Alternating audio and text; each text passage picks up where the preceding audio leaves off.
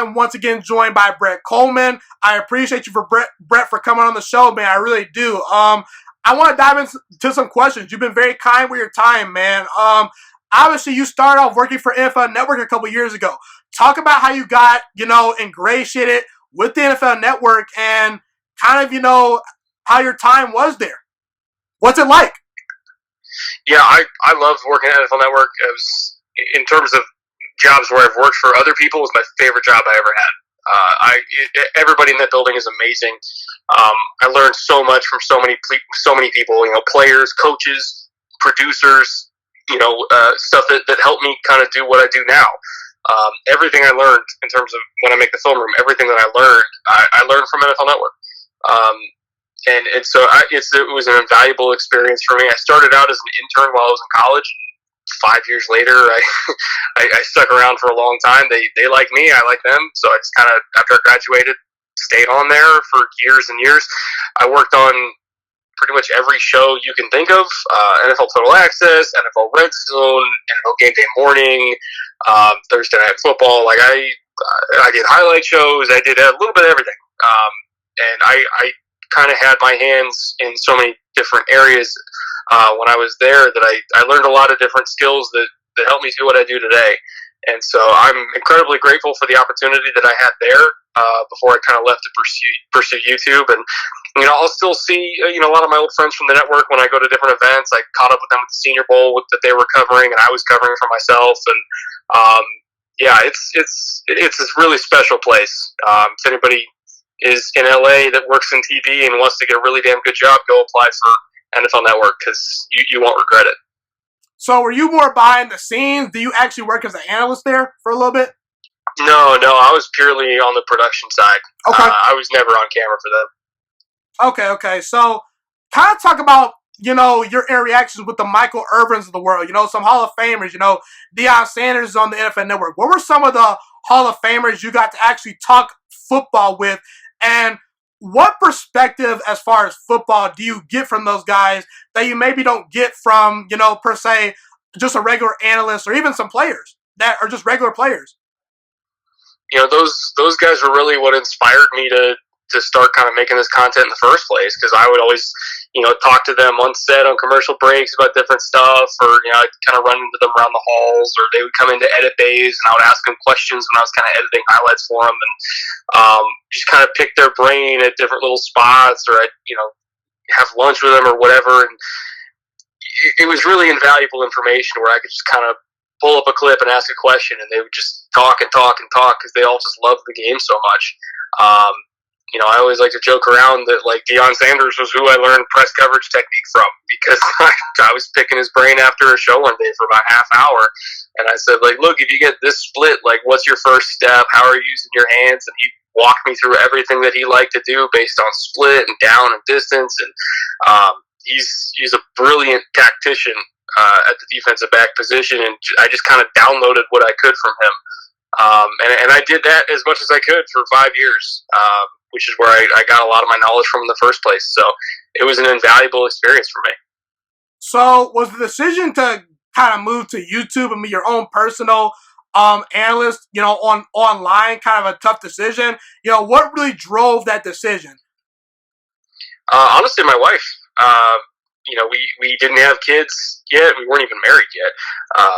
And we didn't have a whole lot of financial commitments at the moment. So she's like, look, hey, if there was ever a time for you to take a huge risk and potentially fall on your face, it might as well be now when we don't really have anything that we're committed to. So just do it now while you can, because you'll regret it if you don't.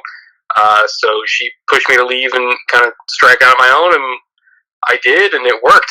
So I'm eternally grateful to her for that.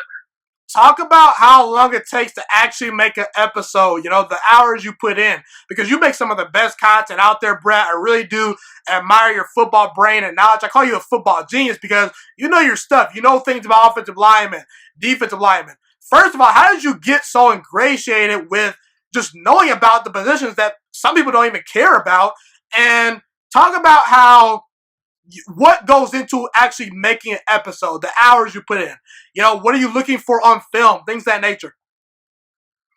Yeah, each episode probably takes 60 to 80 hours to do.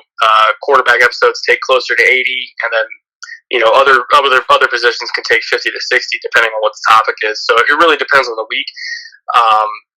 There are some weeks where I really don't sleep a whole lot, so I can get it out decently on time-ish. Most of the time I don't, but I get it out when I can.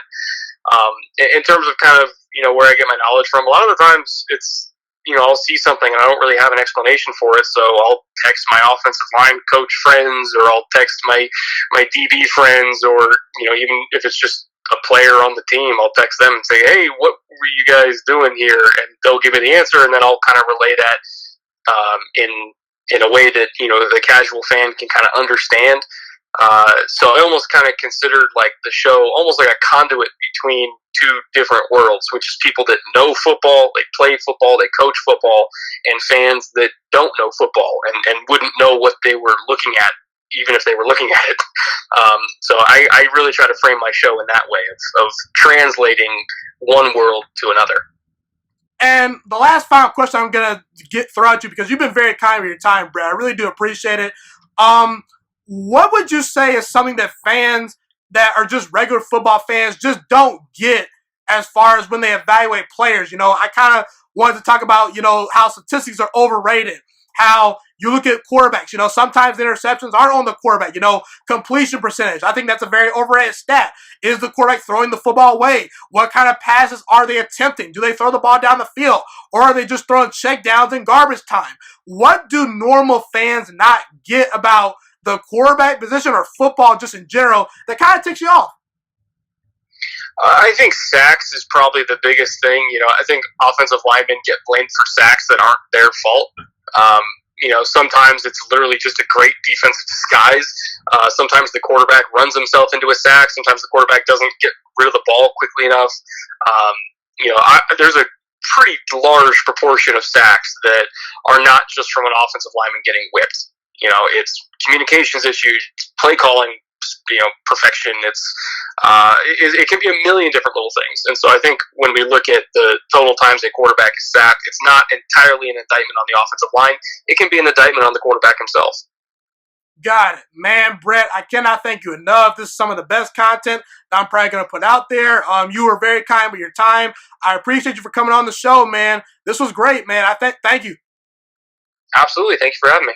Thank you so much for watching this video today. Please also note that the Juiciest Sports Podcast is not just a YouTube channel. It is available on all podcasting platforms, including Spotify, Google Podcasts, iTunes, and Apple Podcasts. Also, if you enjoyed this video, be sure to like, comment, subscribe, and share this content with all your friends.